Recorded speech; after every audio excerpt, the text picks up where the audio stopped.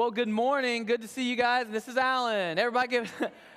I will say, though, really quick, though, Alan and all the guys are heading back to the office, but I want you guys really quick, if you will, just so that they can hear. Will you guys give a big round of applause for our band?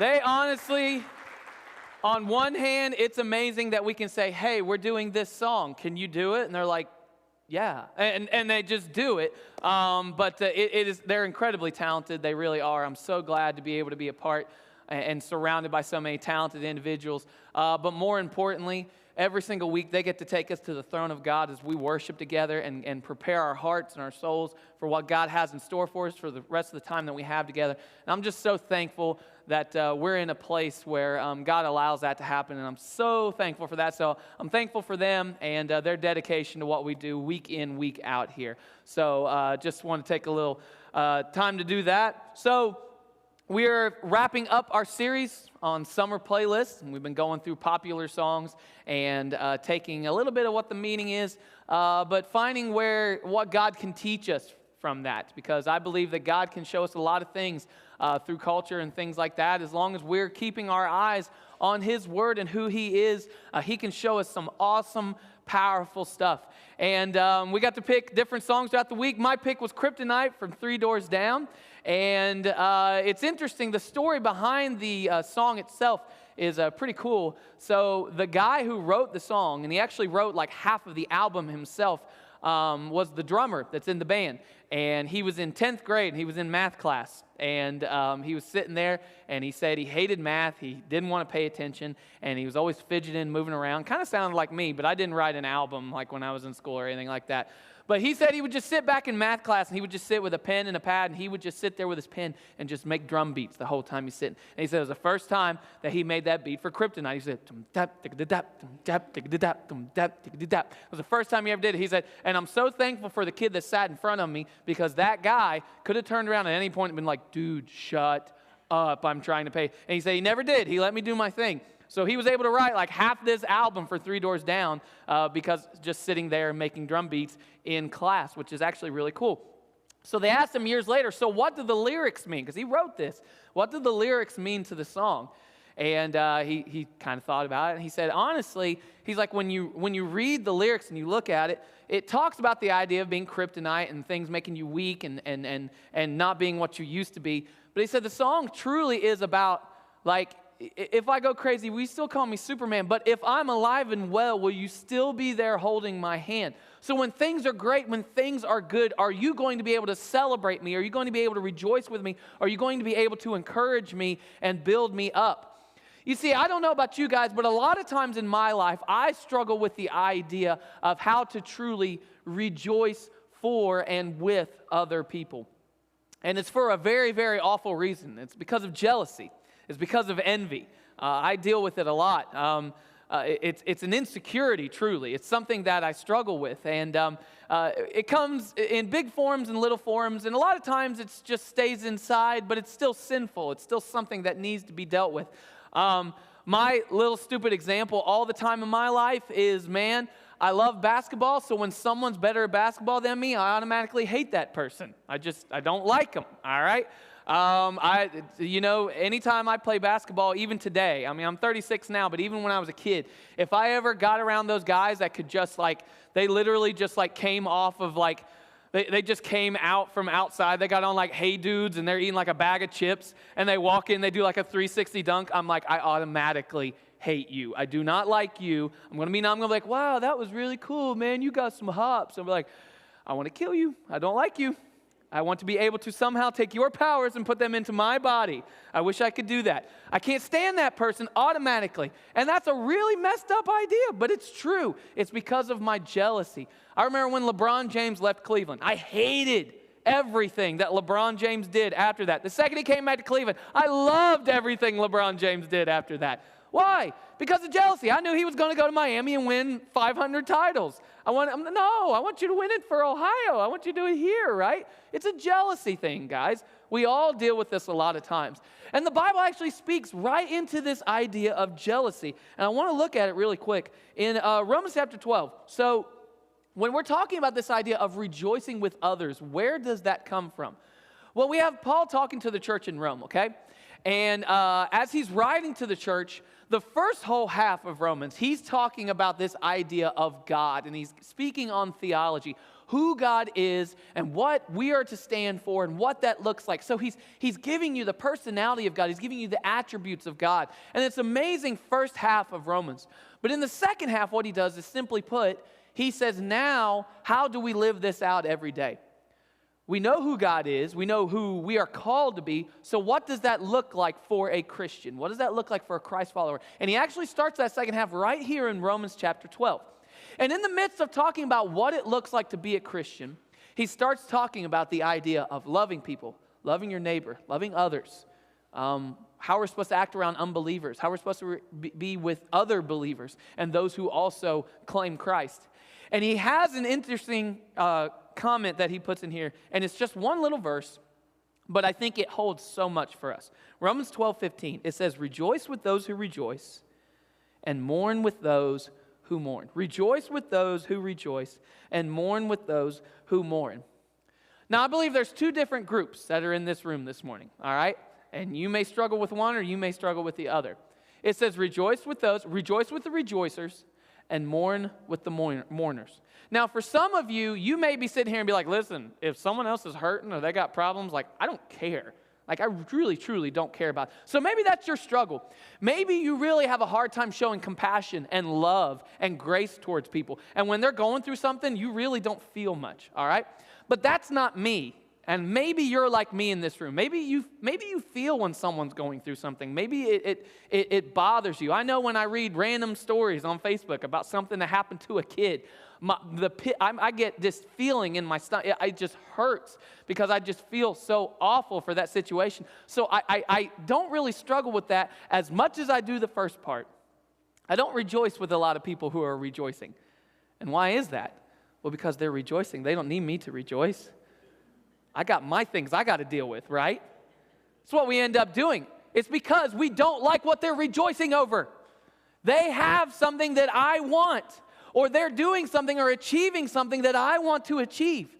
This is something that has happened since the beginning of time. Jealousy is a problem that has been there from the beginning, guys.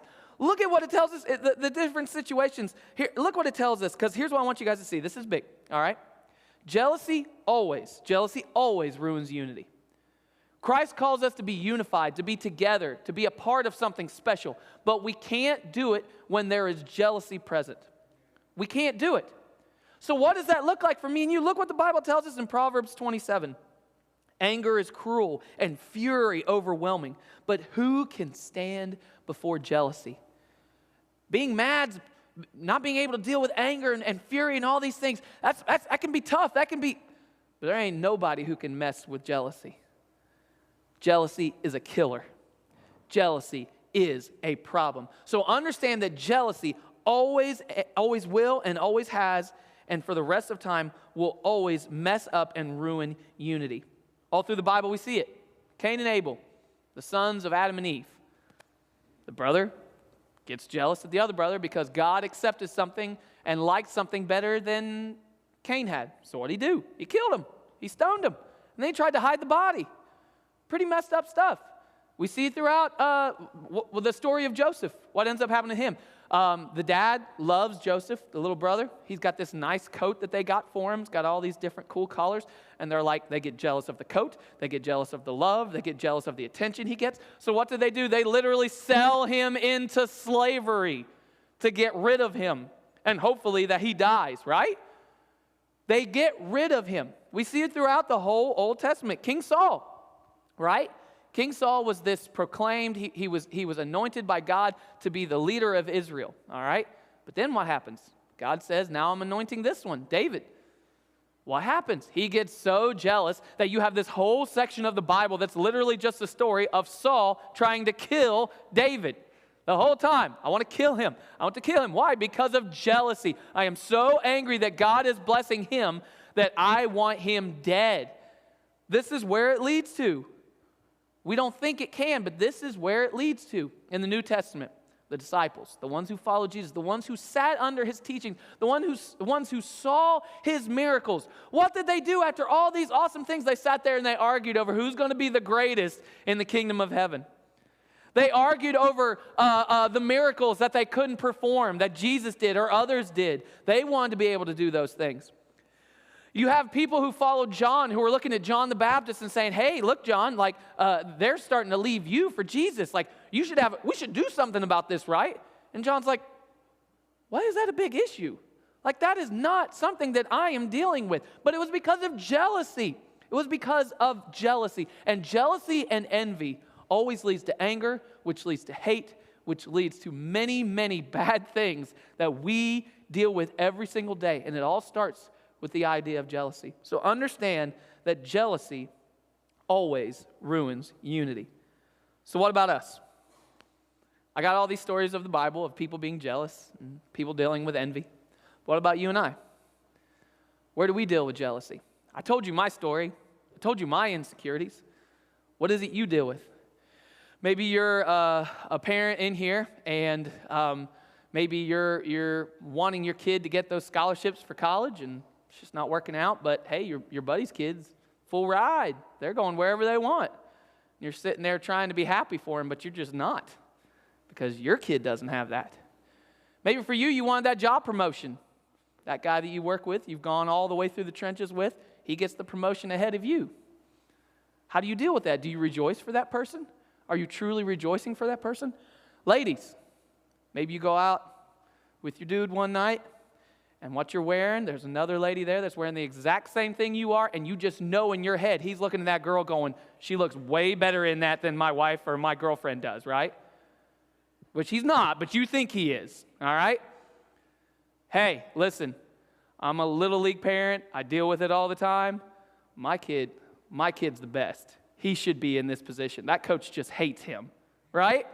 We do this all the time. It's just because we want the best for the people in our lives and we want the best for ourselves. And so what ends up happening is we take jealousy and it starts to breed other things and grows into something it never was supposed to be, right? And it all starts with jealousy. So how do we deal with it? What do we do about it? How do we deal with our jealousy and how do we truly start to see the things that God has done in people's life and rejoice for them and with them? How do we do that? Well, I think a couple simple things we can do. First one I want to share with you guys is learn and pray to be content. Learn and pray to be content. Now, what does that mean? That doesn't mean complacency, all right? It means being content.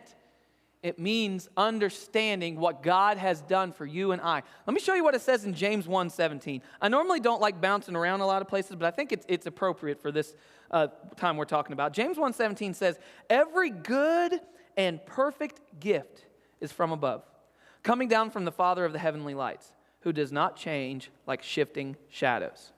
Every good and perfect gift is from above.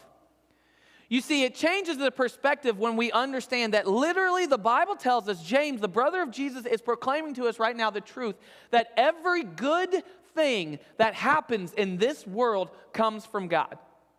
Every bit of it. So that means every good thing, and we can say this, every good thing that happens to me is because of God. That's great. Every good thing that happens to other people is from God, guys. Every other good thing that happens to people comes from God. And a lot of times what we're ending up doing is when we're despising someone or when we're envious of someone for something that they have, that God has given them, who are we truly going up against? We're going up against God. Because we're saying, God, I want something. Why did they have it, God? God, I've been working hard for this and somehow they're going to get that. Why would you do that, God? Ultimately, what we're doing is we are questioning God and we are not looking at the situation that He has us in, that He has placed us in, that we are at in this very moment. So we have to understand and look at the things that God has given us in our life and be content, to be at peace. It's a hard thing to learn. And so how can we start doing that? We learn and we pray to be content the way that God has shown us. And because if we are content, we won't compare. Do you get that? If we're content, we won't compare. Too often what we do, we have our eyes other places, do we not? We're always looking for the grass that's a little bit greener, right? We're always looking for the situation that's going to be better, that maybe your friends are in, or maybe some associates that you know, or maybe this or that. You're always looking for that thing that's going to make things better for you and yours, right? Instead of ever recognizing that all good things come from above, all good things are given to us by God, right? And if he's given me something good, I can be thankful in that. I can be content in that. That doesn't mean that I'm complacent. That doesn't mean that I don't work hard. That doesn't mean that I don't try to make things better. But understanding that in the situation that God has put me, maybe, just maybe, there's a reason God has me there. And so we have to learn and we have to pray, God, thank you for the things that you have given me. I'm sure if we went right now and we took a moment, you could start counting the things that God has blessed you with. Now you're sitting and saying, Aaron, I could also make up a list of things that are messed up in my life, right? How about we stick on the right side of things, okay? What is that thing? What are those things that God has given you? Because guys, whatever it is, if it is good, it's been given to us by God. If it is good, it has been given to us by God. Understand that every good thing, every good gift has been given from above. And so count your blessings, right? Understand what that looks like for you. Start thinking about what that is. And when we start to do that, I'll tell you something. Our concentration starts going away from looking around and comparing to everybody else around us and to judging everyone else around us and stop wanting those things that other people have and start being thankful for the things that God has given us in our life. Because when we do that, we stop hating people. We stop judging people. We stop being jealous of people. And we recognize the gifts that God has given us right in front of us. It's important. We have to learn to pray and be content. The last one is this. Make time to brag on others. Make time to brag on others. Now, maybe you guys are really good at this. Some people, their spiritual gift is words of affirmation, and they can just bring it, and they can just build people up with their words, and they're so awesome at it, okay? Most of us are not. You're probably in the same boat with me. When someone's doing good, my thought process is, they don't need me to say, they're good. They're good. They don't need me to say anything right now. Like, they got enough praise right now, all right? I don't need to say anything to them. But there was always this little exercise. I remember doing it in youth group, and I've done it with these guys before. And but what you do is you put somebody on a chair, right?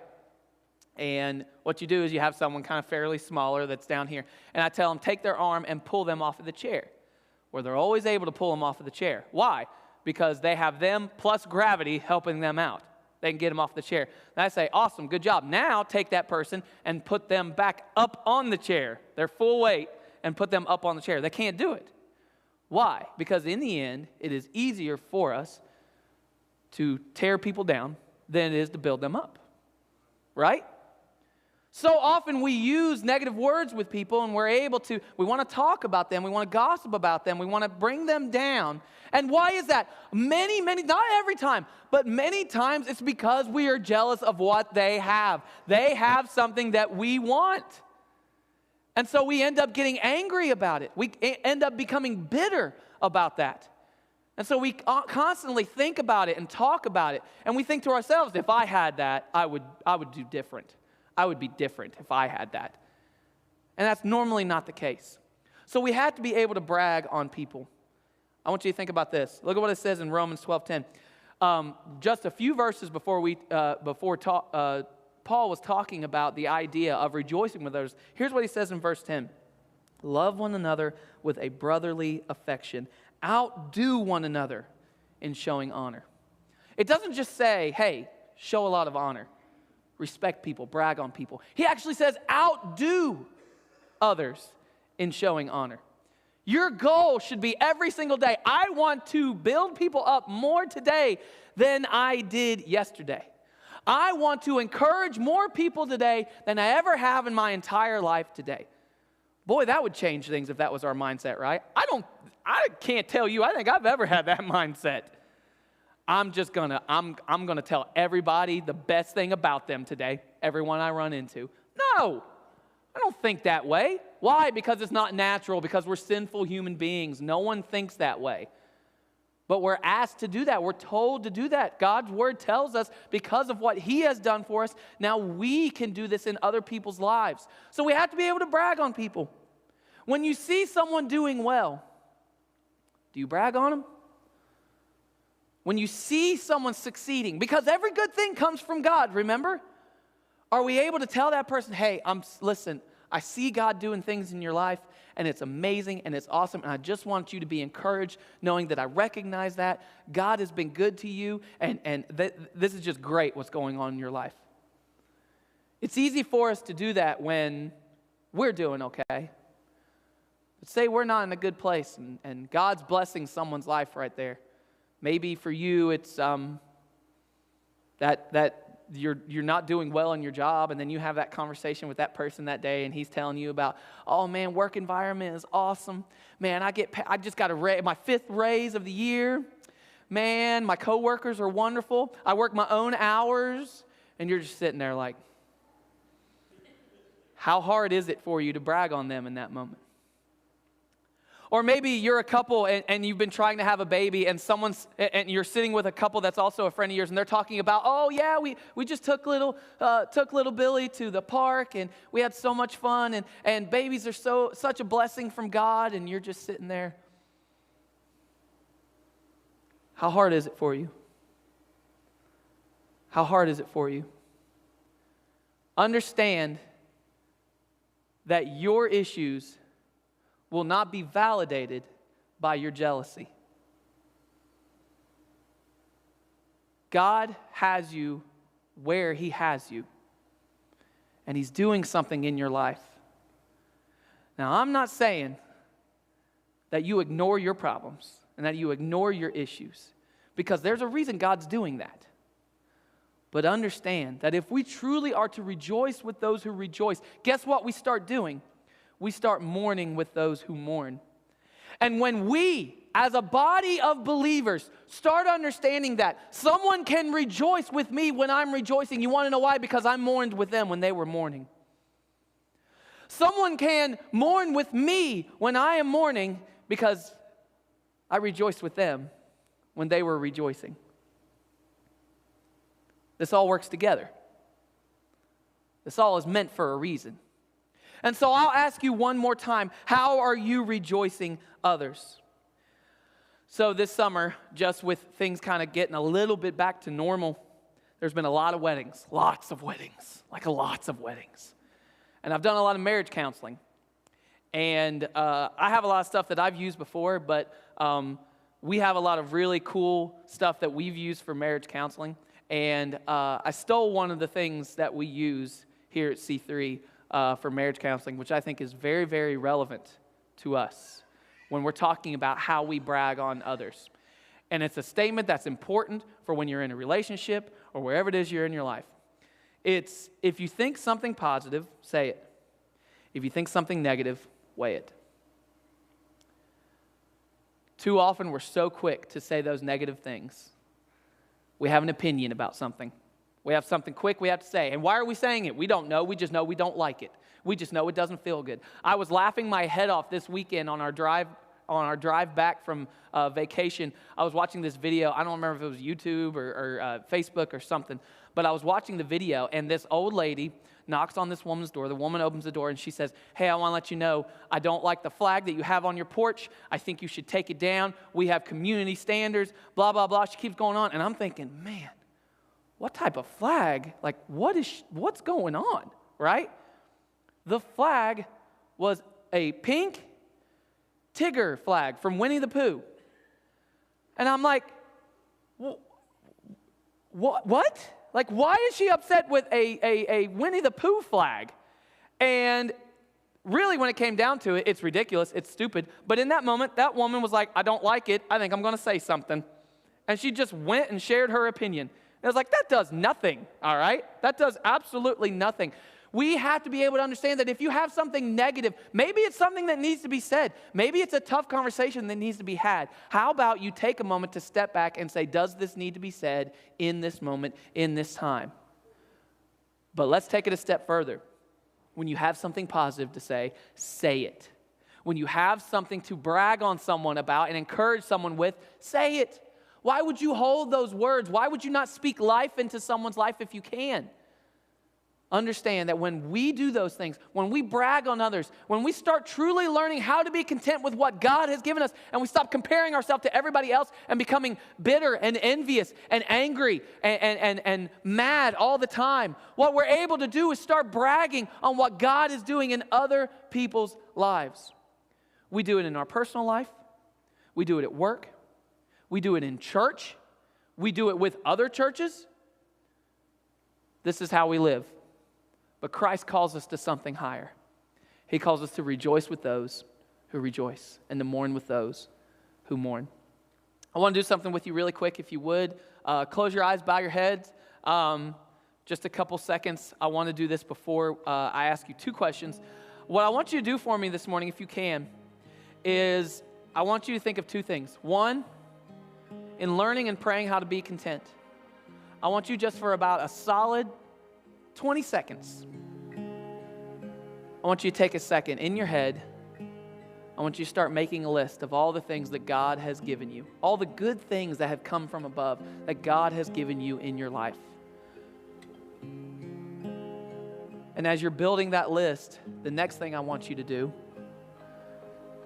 is I want you to think about the good things that God is doing in other people's lives.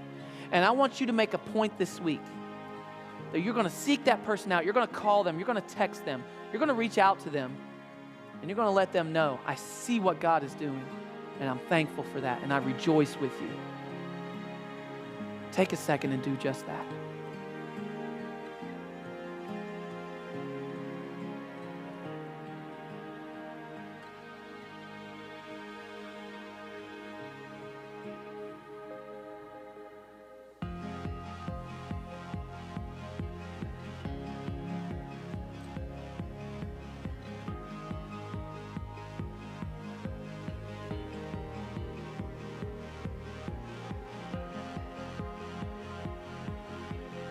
Everybody's eyes still closed, if you would.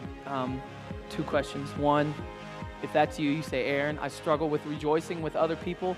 It may be jealousy, it may be other things, but I want to rejoice with rejoicers. I want to build people up. I want to encourage them more than I did in the past. If that's you, would you just acknowledge that and let me pray for you? I'd like to do that for you. Just slip your hand up, put it down. Thank you. Thank you, guys. I struggle with jealousy. I don't want to be jealous. Anybody? I see that hand. Anybody else? Thank you, guys. Thank you. Thank you. Thank you for being honest. Now, maybe you're in here this morning and you say, Aaron, I don't know Jesus. I don't have a personal relationship with Jesus. I want you guys to know that just what we were talking about, who Jesus is and what he's doing, because of what he did, we are able to rejoice. Because of what he did, we are able to love people. Because you struggle with things like jealousy and envy and anger, Christ came into this world to redeem you from that. And all you have to do is accept the free gift that he gives us of salvation. He died on a cross so that the sins that we commit, he took on those sins, became that sin, so that we could become the righteousness of God. And all you have to do is acknowledge that, accept that, ask him into your life, and he changes you. You turn away from your sin, and you start following him. If that's you this morning, you can pray something like this. It doesn't have to be these exact words, and understand that this prayer itself does not save you. It's Christ who saves you, and Christ alone. You can pray something like this. Father, I know that I have sinned. I know, God, that I have done things that I regret in my life, but I know that you sent Jesus. This morning, I now understand that you sent Jesus to die for my sins and to cleanse me from all those messed up things that I've done. I repent. I turn away from those things that I thought were the ways that I had to live, and now I walk towards you. I live my life for you. Thank you for saving me. Thank you for dying for me. Help me now to live a life for you. If that's you this morning, would you just let me rejoice with your rejoicing by lifting up your hand really quick and praying for you, and we can rejoice together for you. Is there anybody else? Anybody this morning? Awesome. God, thank you for this day. Thank you for this opportunity to be able to be here. I pray, God, that we just continue to learn what it means to truly rejoice with others. Help to build people up and to encourage others the way you've called us to. Help us to outdo each other in honoring others. We love you. We ask all these things in Jesus' name. Amen.